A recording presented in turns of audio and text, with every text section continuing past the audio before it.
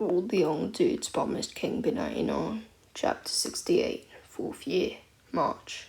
Didn't know what time it was, the lights were low, oh, oh.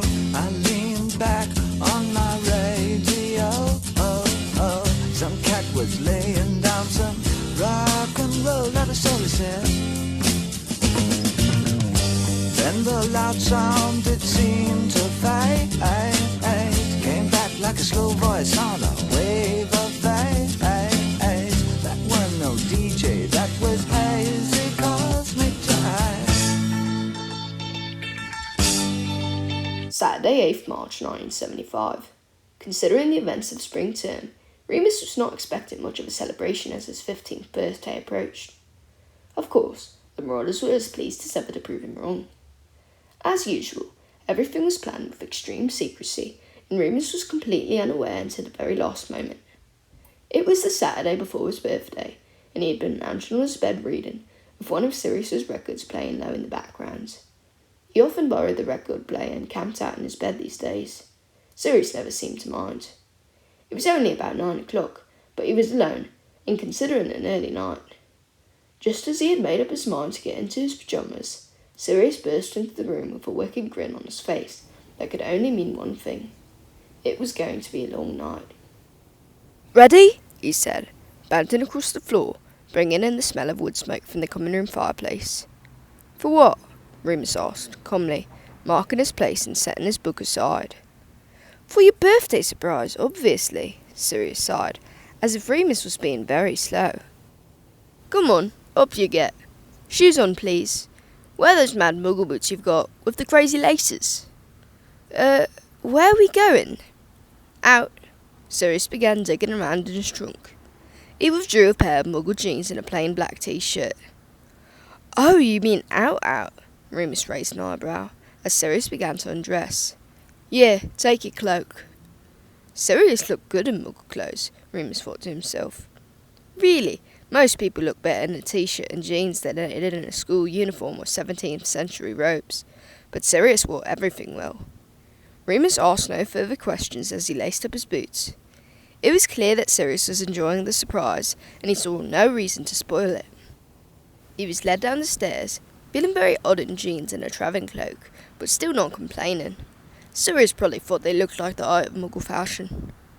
In the common room, they were met by James and Peter, also grinning mischievously. "You know my birthday isn't for 2 days yet," Remus said, a small smile of his own playing on his lips. "Tonight's events are time-sensitive," Sirius replied, briskly. He was trying to retain an aloof air of mystery, but was clearly bursting to tell Remus everything. "And don't worry," James said, eyes twinkling, as he held back the portrait door to exit the common room. "We won't forget to sing for you on Monday at breakfast. And lunch," Peter added. "And dinner," Sirius finished. Now they were winding their way down the Gryffindor Tower staircase. "Under you go, lads," James said, throwing the heavy invisibility cloak over all 4 of them. As long as they all stayed very close together and Remus hunched over, they just about fit. It wouldn't stand another growth spurt from any of them, though. Fortunately, they did not have to shuffle too far. As Remus had expected, they headed for the statue of the hunchbacked witch, and stepped behind it, into the tunnel which led to Honeyduke's. "So, 15, Sirius said, cheerily, as they walked, clapping Remus on the shoulder in what he must have considered a very manly sort of way. "Excited?" Remus shrugged. "I never really thought about it. You tell me. You're the oldest." "Well, obviously I'm much wiser and more mature than the rest of you." James snorted, walking ahead in its one lit. Sirius ignored him. "I'd rather be 17, though. Then we could apparate at least." "Oh, don't start," Peter roughed, bringing up the rear. He actually wanted to try to learn to apparate, Remus, just for your birthday, so he could get to Hogsmeade easier. "Can't operate inside Hogwarts," Remus said. 10 points to Mooney, Sirius grinned. "We could have apparated out of the cellar, though. Save us to try and get past old Honeyduke." "Apparation is really hard, though, isn't it?" Remus asked. He secretly wasn't sure if he'd be able to do it all. Even doing a side-along with Mr. Potter that once had been exhausting and made him feel sick. "Yeah, but we could do it," Sirius replied, confidently. It was a bit much on top of everything else we've had to do this term, though, Peter said. Sirius gave the smaller boy a very annoyed look, and Peter's mouth dropped open, as if he'd said something very wrong. You mean with exams coming up? Remus asked, innocently, to save Peter.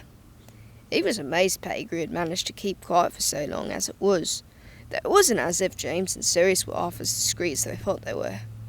Yeah, exactly, Peter sounded relieved. Exams.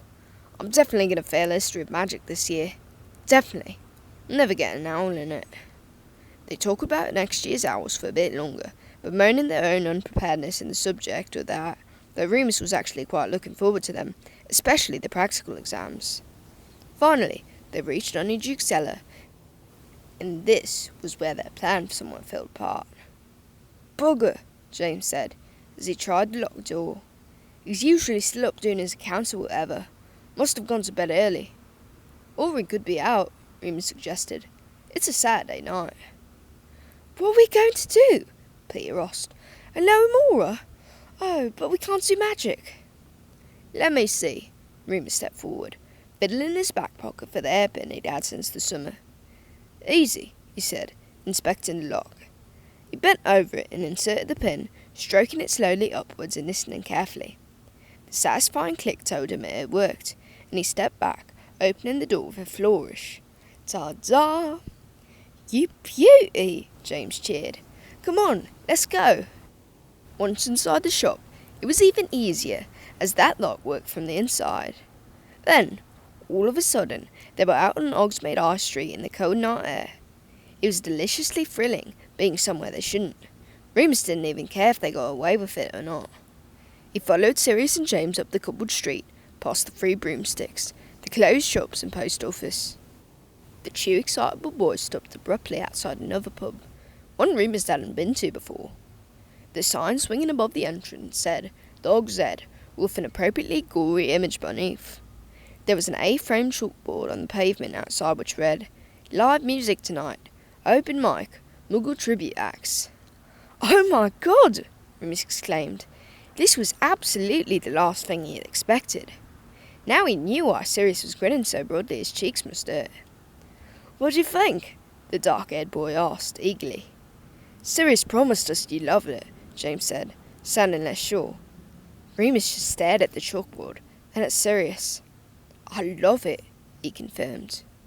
Inside, it was neither very busy nor too quiet, and looked as though the first act was just setting up. It wasn't as nice as the 3 broomsticks. There was straw on the floor rather than carpet, and it smelled faintly of a farmyard, but Remus could see that they definitely weren't going to bump into anyone they knew, and no one was going to grass on them to the school. I'll get the first round, Sirius said, merrily, mischief still twinkling in his eyes. Sirius, James said, sternly, butterbeers, yeah? So, Remus said, as they settled themselves around a small rickety table, which was close enough to the band, but also in a gloomy corner just in case. Muggle tribute acts. Is that a normal thing for wizards to listen to? Nah, James shook his head, looking just as baffled. It's been a bit of a trend for it lately. To find the Dark Lord and all his pureblood shite, that sort of thing. Are they going to play David Bowie? Peter asked. Poor Peter had the impression that Muggle music began and ended with David Bowie, thanks to Sirius and Remus. The band announced themselves as Banshee Blues just as Sirius returned with a tray of drinks. About 15 of them. Sirius! James raised his eyebrows. What? Sirius winked at him. I got you your butterbeer. I meant just butterbeer, for all of us. How'd you even get served? Is that fire whiskey? And mead, Sirius nodded. Don't drink any if you don't want to. Here. He picked up a glass with about 2 inches of golden brown coloured liquid in it and raised it. To our beloved Mooney, inventor of the Marauders map, architect of our greatest pranks, completer of our overdue homework. To Mooney, the other 2 smirked. Remus looked at the band, too embarrassed to respond. He had never seen live music performed before, let alone live music performed by wizards. The clothes were predictably odd, a mix of traditional robes and assorted Muggle garments. The lead singer wore a white setstone for some reason, paired with a pink feather boa. Their instruments looked Muggleish enough, but they had no amplifiers. Apparently magic took care of the volume. They played a few Beatles songs, then some Rolling Stones. The rumours thought they were pretty good. Even James was tapping his foot along by the end, though that might have been due to Sirius sneaking measures of fire whiskey into his butterbeer. Fire whiskey was pretty foul, Remus thought, but no worse than the cheap vodka he'd been knocking back last summer. He proudly swallowed his first glass and won, without wincing, and Sirius stared at him in awe. Peter stuck to Meade and kept asking, "Am I drunk yet? Am I drunk?" after every sip. After 2 flagons, he probably was. "Maybe we should stick to butterbeer now," Remus said, eyeing Peter with concern. He was swaying on a stool slightly, pink-cheeked and grinning. The Banshee Blues were packing away the instruments, and a pale-faced young woman with a drippy fringe approached the marked stand. "That you, Lupin?" The young wizard approached them from the bar. Remus vaguely recognised him, but he wasn't sure where from. Aye," he said, nervously. "Arnold Doyle. I was at Hogwarts last year, remember?" He was tall and lanky, but so were half the boys at the school. "Your fags got me through my notes." "Oh, right, yeah. Hi, Arnold, sorry."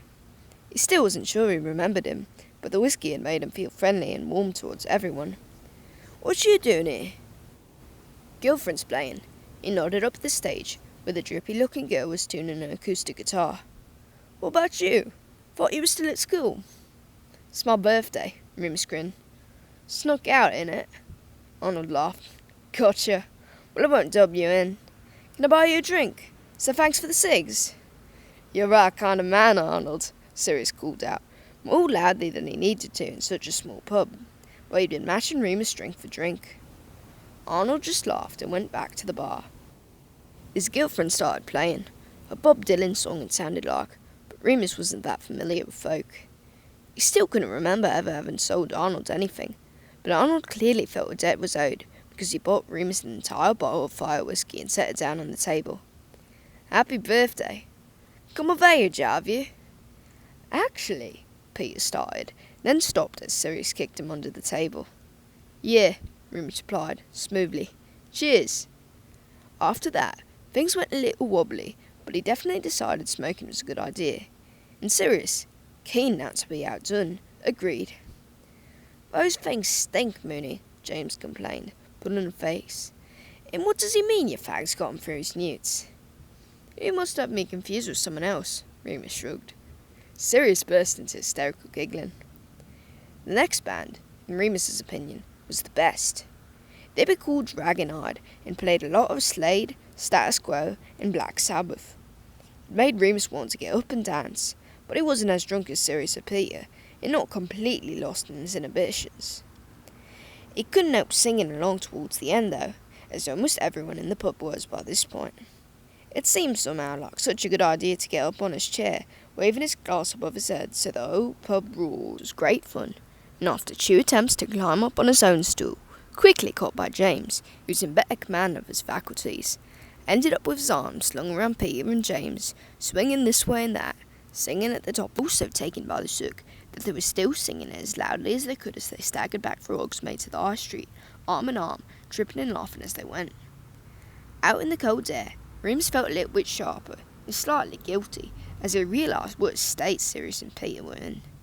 By the time they got to Honeydukes, it must have been well past midnight. They snuck inside as quietly as possible and headed for the cellar. James and Remus desperately trying to herd Sirius and Peter away from all the sweets on display. The walk back through the tunnel to Hogwarts was pretty dreadful. Peter could barely keep his eyes open and staggered against James, complaining he had a headache. Sirius bounced from wall to wall, seemingly only held up upright by his own forward momentum, occasionally bursting into snatches of song. At the very end of the tunnel, James and Remus were very much sober. Peter was barely conscious, and Sirius was looking worryingly green. "Merlin, how are we going to get them back to bed without waking up the whole castle?"